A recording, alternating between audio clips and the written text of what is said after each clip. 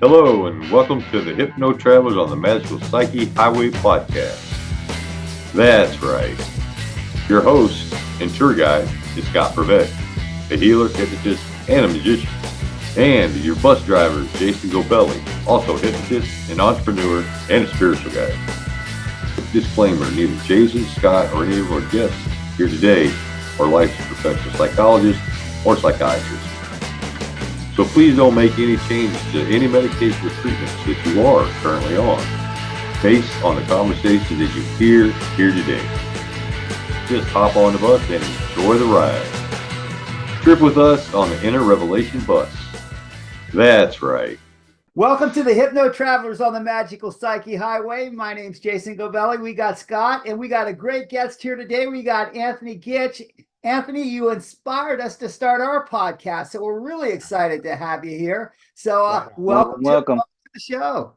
Thank you for having me, and I'm glad to hear that. It's nice to hear that Nicole and I had a nice impact on someone, and that you guys were able to get inspired to do this. That's awesome. Yeah, we think you guys are great, but first we want to get into you. So let's just right off the bat, tell us a little bit about yourself and who you are. Well, God, there's a subject into itself. So there's very, I ended up in this career, in like most people, not expecting to. I actually had, if you would have told me 20 years ago that I would be involved in hypnosis, I'd have told you were freaking crazy. I had never seen a hypnosis show. I had never experienced hypnotherapy. I'd seen a few commercials on TV about hypnosis. But when I was ending my massage career, I needed to go into something. Ayurvedic lifestyle counseling wasn't as big as it was then as it is now. And so I was like, I wanted to work with the mind. And I found a school up in Bellingham, Washington, a 5-path hypnotist school that I went to. Erica Flint is the instructor up there in Bellingham. And I took the course, checked it out, and here I am, almost 10 years later. And I am deeply embedded in the industry. I just got my appointment by the Secretary of State of Washington to the advisory board of counselors and hypnotherapists here in Washington State for the Department of Health. Wow. And so we help to govern and design the bylaws and that sort of thing that govern our industry, which is going to help to make sure that someone like me is on our side to make sure that our state doesn't get overregulated, right? As far as being able to practice what it is that we do and how we practice what we do. I believe in regulation. I'm a big time freaking rule follower. But I believe that the rules need to be in alignment with the industry and with what's actually happening and what's in the best interest of the public. And this is how I get to affect that, is by being part of that governmental agency. So, and I'm the founder of the Pacific Northwest Hypnosis Conference. I've written a book on anger and codependency. I've got several hypnotic processes and programs that are out there and available. I do workshops for corporations. I love to do talks. This will be my first year not talking at HypnoThoughts for a long time. I needed to take a break this year and focus on the conference up here in the Northwest, and then going over, of course, to the UK again next year and doing work over there. And so, yeah, I love the industry. It's a blast. That's how I got here. Busy man. And nice, we noticed that. Busy. Yes, Yeah. we noticed that you got this book on anger and codependency, and I know that that's been a major thing in your life. So talk to us about, the big pop. With the big pop, I call it the great dislodging. That's it. Where I pulled my head out of my ass. I went through life with a chip on my shoulder. I was ready to defend myself at the drop of a dime. I was ready to attack, given the opportunity. The way that I used to build my confidence and to build my success, or I don't really know how to explain it. Yeah, I guess my confidence, my own ego, was to tear other people down, and I was good at it. I could look at, so one of my archetypes is, and I do a lot of archetype work with Carolyn May stuff, but one of my archetypes is the destroyer, and it sits in my first house. And I only used to work the shadow side of that archetype, meaning that I can look at anybody and recognize in you where your faults are. Where is it that you hurt, that you've got that disconnect, that you're not so sure about yourself? I would exploit that. And I would exploit it with a venom that would take grown men to their knees. And that was how I would move through the world, because that was how I felt powerful. It was how I felt protected, right? Once I was able to recognize that that was so unhealthy for me and creating all of the pain in my life, I was finally able to sit back and take responsibility rather than being the victim of circumstances and having to defend myself all the time in that manner. When I took a step back, took responsibility for everything that was going on in my life and pointing the finger at myself and saying, what am I doing? Then things started to make sense. And that's what I call the great dislodging. Someone pointed out to me, a woman who I love dearly. She said, honey, you need to go to a Codependence Anonymous meeting. I was like, what the fuck are you talking about? I don't need anybody. I'm not codependent. She goes, exactly. She goes, she goes, you don't need anybody. She says, that's the first stage right there. She goes, you need to go. And I remember at that first meeting that I went to reluctantly with her, I sat there and they started reading all these traits and characteristics. And I was like, fucking check, check, check. And I'm like, stop this fucking list already. And every single thing that was on there just about, I had a check mark, if not double check marks and triple check marks. So from that weekend forward, for the next 6 years, I didn't miss a Codependence Anonymous meeting. Every Sunday I was there, and it changed my world, right? It took me from a guy that was walking around in this big belt of armor all the time and this shield to somebody who can compassionately let anything just flow through and go, I understand where you're coming from, and that's okay. Nice. Right? So That's cool. do you think that part of you, that attacking part of you, actually has taken on kind of a new role where you confront people in your role of hypnosis? Oh yeah. Yeah. And it's, I approach things very differently because I come from the world of recovery and from a sponsor who was like, when I would turn on that victim mode and feel sorry for myself, they'd say, oh, there's that poor Anthony again. Yeah. Poor shit happening to you. And I mean, I remember one time I was so down and they kind of ganged up and they're like, yeah, you poor fucking thing. You poor picked on little gay white boy. And I was like, mother, can I just get some support? And they're like, no, because this is not where you're supposed to be. And so now when I work with people, that's what got me to where I am, was that kind of tough love, right? So I can only give what I have received. And so when I work with people, I call them on their shit. I do it compassionately. I'm not that mean as they were to me, but I certainly don't tolerate what I call I'm not gonna do the work sort of people, right? I won't work with people who are looking for an escape or an escape clause. You've got to sit down. You've got to do the work. I don't care what you're wanting to change. There's something in yourself that you need to take responsibility for and that you need to acknowledge and move forward with. However you decide to do that, that's the only thing that's going to bring you freedom, is the surrender to that particular thing. So do you think the whole childhood thing in childhood might have caused that whole codependency thing? Oh, heck yeah. My mom is, I love my mom to death. She's a wonderful, wonderful woman. She's a freaking codependent mess. And she knows that I think that about her. She's never going to change, and I would never ask her to change. She doesn't, when you live in the forest, it's hard to see the trees, right? And that's just who she is, and I love her to death. And it's unfortunate because it makes me sad at times, but I can only celebrate her for who she is, right? And that's part of where my change came in, is the need to, or the ability to release my need to recognize the pain in others and want it to change.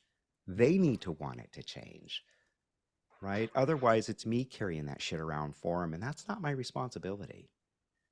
So then that must mean that there was another member of the family or that suffered from some type of addiction, I would think. No, No, interesting. no Interesting. drinking in our family. None of us are drinkers. None of my brother or sister, none of us are drinkers. Never we weren't even in high school. Um, I was a big dope smoker for a long time, big marijuana user for a long time, because I grew up in the Pacific. I use that as an excuse because I grew up in the Pacific Northwest. But it's that's obviously not the reason, I think. But I was a member of Marijuana's Anonymous for quite a while.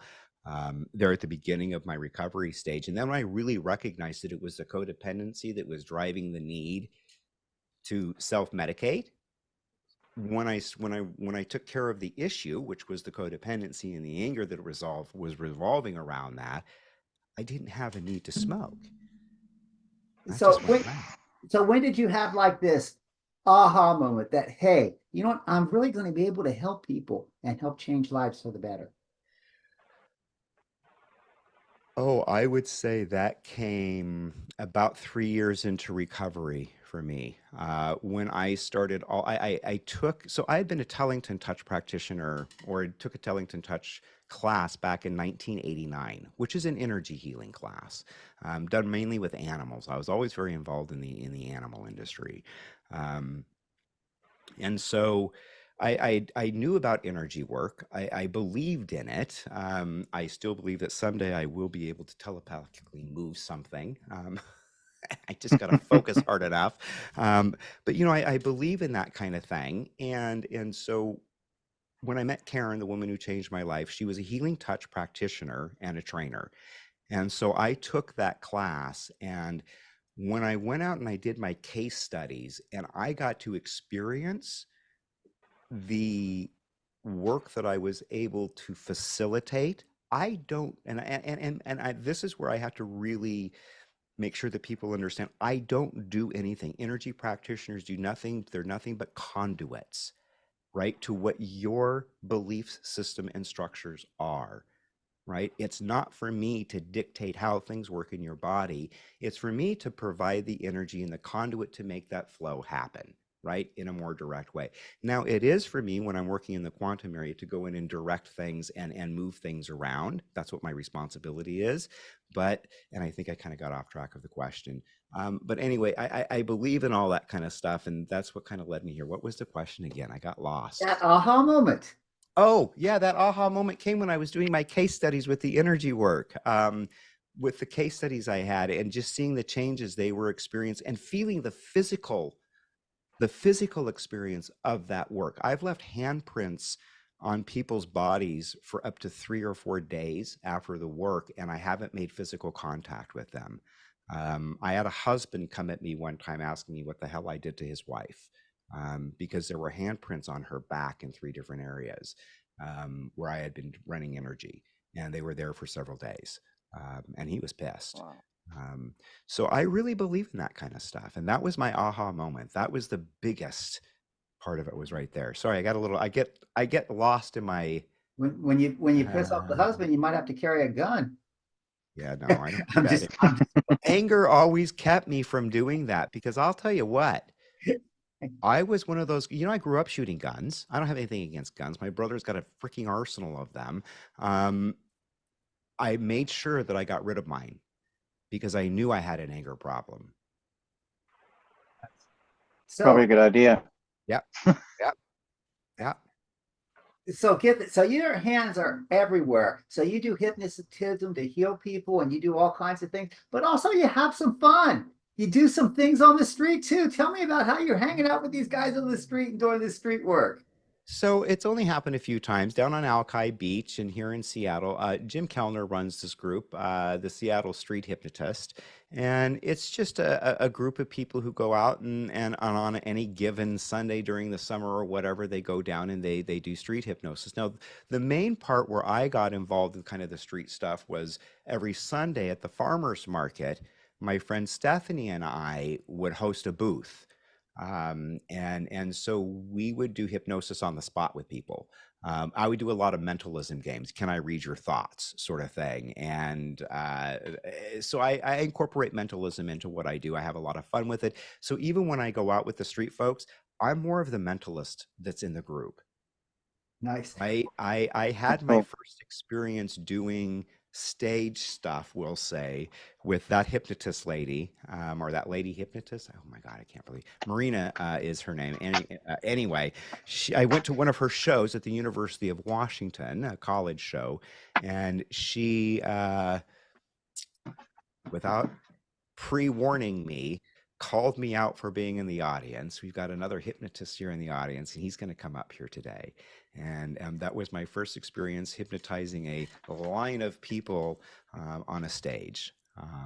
And, I'll tell you, I think she learned that doing that to me was okay through Richard Nongard, because Richard knows that if you call me out on the spot, I'm not going to probably relent. I'm going to stand up and do what you asked me to do just because that's who I am. And so I think she knew that about me, and she knew that if she pre-warned me that I probably wouldn't have gone, and I probably wouldn't have. But she didn't give me any warning. And so when she called me out, I just went up and I did what she told me to do. And I thought the whole freaking time I was doing as I was going down this row, yanking on arms, yelling, sleep, sleep, sleep. I'm like, just freaking do it. Oh my God, just freaking do it. And only all but one did. And I just sent them back to their chair and continued on down the road, just like I had seen done before. Because that's all I'd only seen a few shows, not many. Nice. So it was a fun experience. Nice. So you do the stage too, and it's interesting because you have a lot in common with Scott. Thank you for your service. You're both Navy boys, and Scott is also a magician. He's done a lot of magic stuff and done some street work with magic and mentalism and things like this. So it's great to have, this camaraderie here with all this in common. So with that, so tell us about your passion.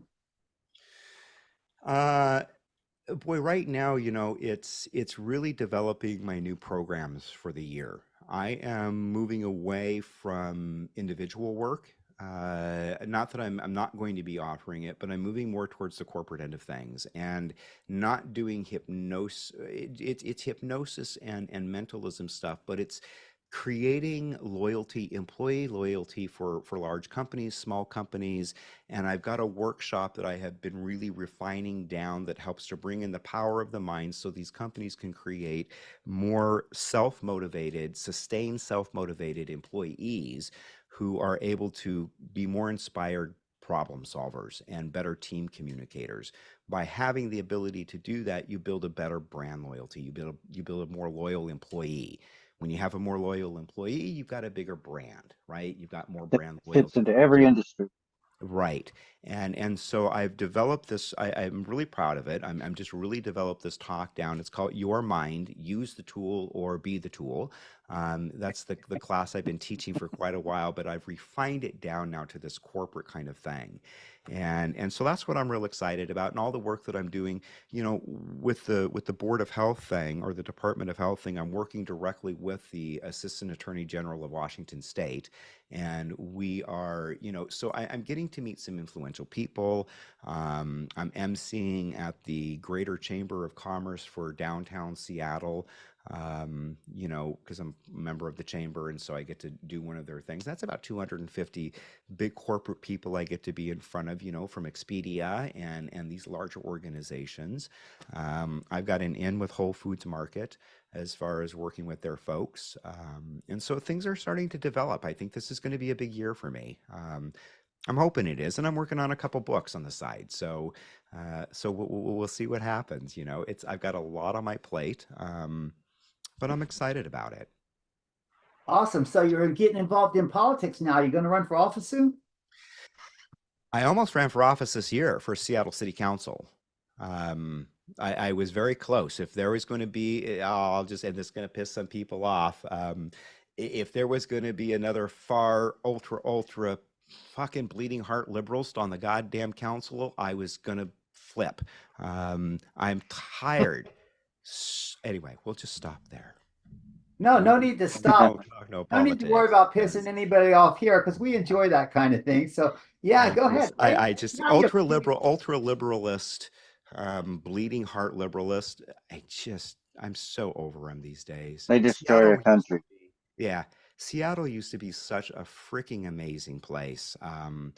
And now it's changing though. The city council that got voted in this year, they are moderates. they're standing back, they're taking an observation of what hasn't been working, which is just this wild bunch of crap that turned into chaos, when all the riots were happening here and the chop zone and all the people that, yeah, anyway. I don't believe in that kind of stuff. I believe that we all need to follow the rules, that they're there for a reason, yeah. So all this education and all this experience that you have with energy and with hypnotic language and stuff like that, that's got to come in handy in the political realm, doesn't it? Yeah, absolutely. Because when I get to present at some of the stuff and I get to share my side of things, and it was one of the reasons I was considering joining the council. I think I understand how people think. I understand people's motivations, right? It's my job to be able, I am an adaptability coach. That's really what a hypnotist is. We're adaptability coaches, right? We teach people how to adapt to what's going on in their life and to the changes that they want to make and how to do that easily, right? Now, if I can't practice what I preach, then what the hell good am I doing anybody? And so I think that if I could have been a council member, I would have been a very balanced one because I understand the right. I mean, my family is far right fucking mega people at some degree, right? And then there's me that doesn't sit to the far left. I'm just somewhere in the middle. I don't belong to anything. I want to hear what you got to say. I'm gonna listen and watch your actions, and then I'm gonna decide what I'm gonna do. Right? I don't care which side of the aisle you're on. I'm judging you and what you're doing, and how are you going to represent me, right?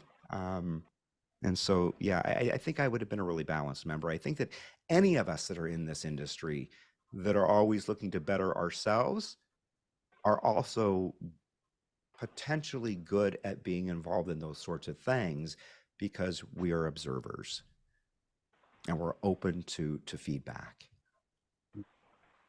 And then speaking of being an observer, you've had so many awesome guests on your podcast. I bet you've learned so much from all these amazing people that you've had on your podcast. I think, there are certain ones that I've got a lot from. Like I remember one of our podcasts with Donna Bloom. I wrote down her little thing that she taught us that day, and it is still stuck to my computer, right? So yeah, there were a lot of things that certain people said and did that I'm like, I need to incorporate that a little bit more. I need to remember that a little bit. I need to be a little bit more grateful, a little less jump the gun sometimes, because I even recognize with myself, and Nicole has pointed this out, I have a tendency to hear, and because I believe I know what's coming up, because all the years I spent in recovery hearing the exact same story, right, with just different words, 98% of the time I know exactly where it's going, which is what makes me good at what I do, right? But there is that small percentage of time that, wow, this is going to be a little different. And that I need to just step back and shut my mouth. And I've learned that. I've gotten way, way better with that over the years. But yeah, I still need to work on that at times. So now we're curious. What's on that little blue slip that you have there? Oh, I thought it says, "I love you. I'm sorry. Please forgive me and thank you." That's And Honopono. Ho'oponopono, yes, thank you. It's the Ho'oponopono things. I hadn't ever heard of it. I mean, I'd heard of it, but I hadn't paid any attention to what was going on with it. It was just another one of those things that were out there in the hypnotic world. And I've known Donna because I'm also a 5-path hypnotist. That's how I got into it, like I said, and she's a 5-pather. And so we had her on the show, and she talked about it. I'm like, that's really amazing. That's really cool. And so it's been there. And whenever I've got a part that isn't happy, or I'm feeling a little out of balance, I will incorporate that idea into my meditation sometimes, or into just having a conversation with that part of me to figure out what need am I not fulfilling at this moment that I'm experiencing what I'm experiencing right now. So describe that to our viewers. What kind of hypnotist is that again? A 5-path hypnotist? Yes, what is that? Okay, so 5-path, that sounds for 5-phase advanced therapeutic hypnosis. And it is a system that was developed by Cal Banyan. Not one of my favorite people, but an amazing process. 7th path self-hypnosis is it goes right along with it. It's another amazing process, but again, you know, Well, we like you. We like who you are, and we're certainly glad to have you on here, and we well, appreciate thanks. all that you do. So let's take it another step here, and we're gonna go in a little bit different direction. Yeah. Tell our viewers how they can get a hold of you, what you can do for them, and share a little bit about this NW so that you can be reached and connected. All right. Well, I mean, if you're in the Pacific Northwest, first get your tickets for the Pacific Northwest Hypnosis Conference, right? This is our 2nd annual one. We've got an amazing bunch of speakers that Jim and I have just finally gotten the list narrowed down to. And it's going to be a great event in Tacoma again. We're at the Tacoma Convention Center. We've got special rates at the Marriott. I mean, we've done a good job putting this together, Jim and I have. And there's, I mean, I've got a ton of products out there. Well, not a ton of them. I've got, 5 or 6 products out there. Yeah, I'm the only control trainer in the United States outside of the guy who created it. And we are the only academy and system that is recognized by the Complementary Medical Association in the UK. We've got an amazing system. The class that I teach is actually in the process right now of going through accreditation in the state of Washington as an approved continuing education class for mental health practitioners and nurses. And so the control system, it's not very heard of, but it's amazing. It's made my job as a hypnotist easier than it could ever have been, ever than I could have thought it could be. And people like it, right? And here's one of the interesting things about the industry. If you've got a $7,000 course, people want to buy it, and they go out and they buy it, and then they give someone a call and they say, my God, this isn't working for me.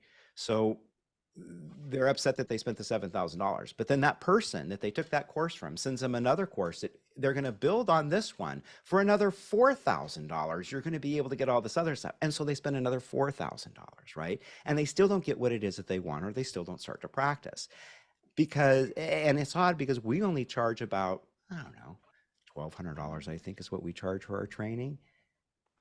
And people aren't jumping on board because it's not $4,000.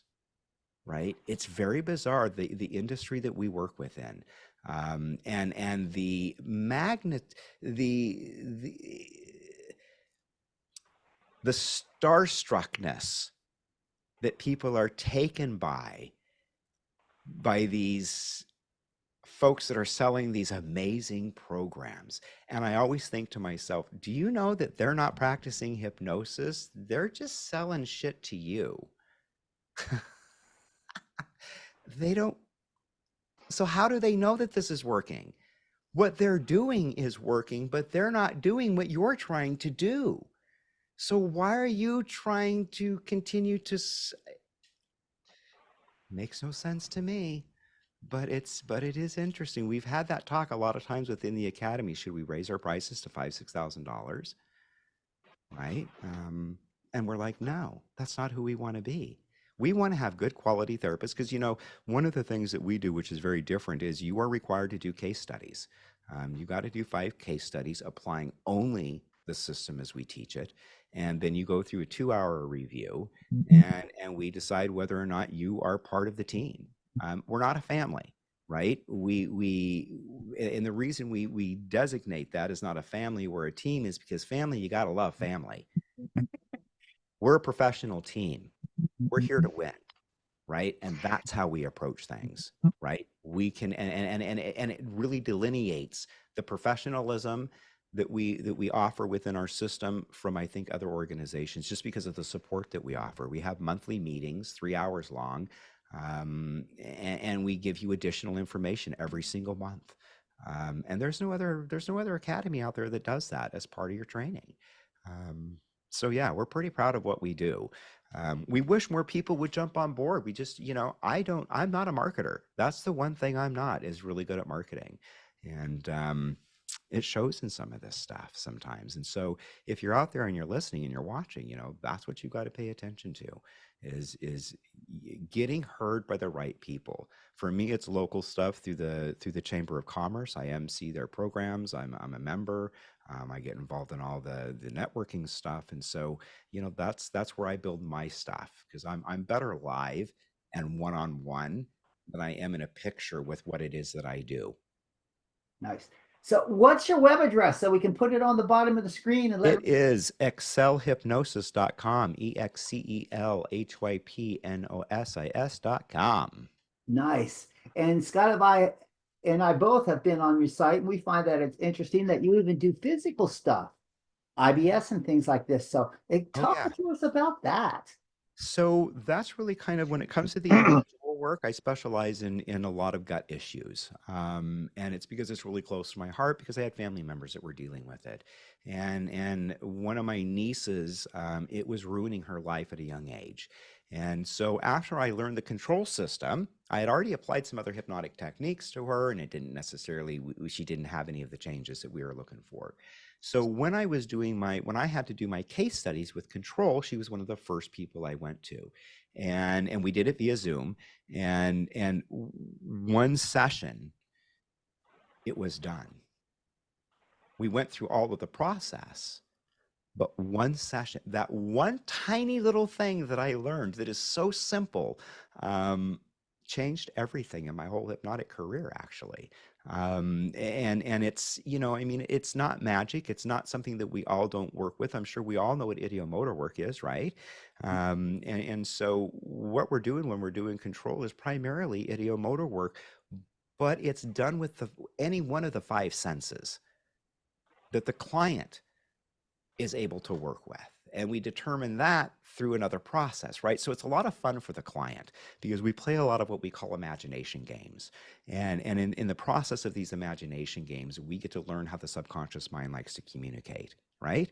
And then we build that communication bridge. Instead of trying to break by or sneak by the security guard to do the work we want to do, we take everything that's inside the building and we move it outside. That way we don't have the interference of the security guard, right? So most people, when we're thinking about hypnosis, this is the conscious, this is the subconscious, they do this, right? We do this. We create what's called subconscious dominance. So we flood the conscious mind with subconsciousness, and we do that through our imagination games. And then we get body parts talking and different things happening, and the client is completely outside of a traditional state of hypnosis, right? But their fingers are bouncing around, or they're smelling things, or they're hearing music, right? That is in response to certain questions that we're asking. And it blows their mind, absolutely blows their mind. We stick them to a desk without ever inducing a trance. And that helps to get the buy-in, right? And we teach people how to do that in the process. That's part of the process that we teach. Because if I can stick online your hand to the wall, and you're in Spain or wherever, and your hand is stuck to the wall, you're convinced that what we're going to do is going to work, right? Sure. If I've got your fingers dancing around at my command and you're going, how the hell are you doing that, right? That's buy-in. So now we've got the client built right into our system, or the buy-in to our system. So yeah, it was amazing working with her, because I simply spoke to the part that was protecting her through this process of the gut issue, and said, can you redirect this energy? I believe all of the work that we do is based on Einstein's principles. Energy cannot be created nor destroyed, can only be turned into something different. So we don't want to get rid of parts. We don't want to get rid of the energy. We want to redirect it towards what it is that we do want, right?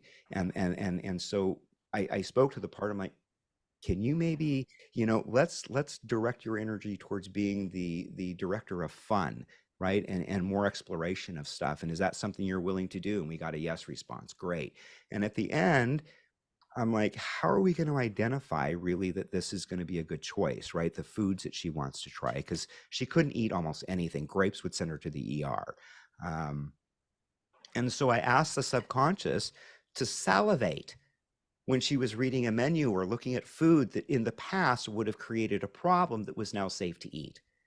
That very night, she went to a taco truck, and as she was reading the menu with all of her friends, she said her mouth started salivating on something she had never been able to eat. It had corn in it, it had beans in it, it had all the stuff that she can't eat. And she said she just started crying. And she ate it. She had no ill effect. That year at Thanksgiving, she had the hugest plate. She sent me a picture of everything that she was eating. And it's been the same ever since. She went from being underweight to now she's the ideal weight she's always needed to be because she's an athletic girl. But yeah, I mean, that was an impactful process and change for me. And so I really started focusing on the gut brain, interaction and how all of that really kind of is so integrative in the work that we can do with people and getting them to success. And I've had that same success with all of the IBS, Crohn's, and that sort of people I've worked with since. Wow, you got a lot on your plate. You're healing bodies, you're healing minds, you're healing corporations, and you're healing cities. I'm hoping. You got a lot going on. Hey, Scott, you got anything you want to ask? Hey, I'd just like to thank you for your service. Yes. Yeah, well, thank you for yours as well. It's been an honor having such great guests on our show. Get to share their things that they do. That's awesome. Yeah, well, and I appreciate the opportunity to come out and, it's different being a guest on a show and not being the boss of the show. Yeah, I was going to ask you that. Now we get to showcase you. So yeah, that's it. That's a little bit different. That's the flip side of things for sure. Yeah, well, we certainly enjoy it. We certainly enjoy having you here. And I want to say we also appreciate the inspiration that you gave us to get this whole thing started in the first place. We enjoyed your show with you and Nicole, and sorry it's gone, but we're certainly glad that you were there. Me and Scott were thinking, well, now we have this space available because they're giving it open. There you go. Well, good. Yeah, I mean, have at it. Like we said in the last show, there'll probably be a time when Nicole and I, it's going to be like the final share tour. Does it ever really end? That's right. That's true. Nobody ever retires anymore. Right. Who can afford to retire anymore? I think I saw the Who's final concert back in 1982. Right. When the Stones should have had their final concert. Anyway, guys, hey, it's been great. It's been wonderful for you out there. It's been a great show. We're glad to have you here. If you like us, give us a thumbs up. If you think we're assholes, give us the thumbs down. We don't care. Just comment. Tell us who you are. Share it with your friends. Follow us. We're just glad you're here. And, Anthony, it's been great going down your magical psyche highway today. Thanks for being here. Thank you very much, guys. Talk to you later. What a great trip it's been. Wow, what a trip. Thanks for taking that journey with us today. Please like us, share us, and enlighten us with your views of the topics we drove into today. We appreciate you and love reading your comments. Thanks again, and we hope to see you back on the bus next week. That's right.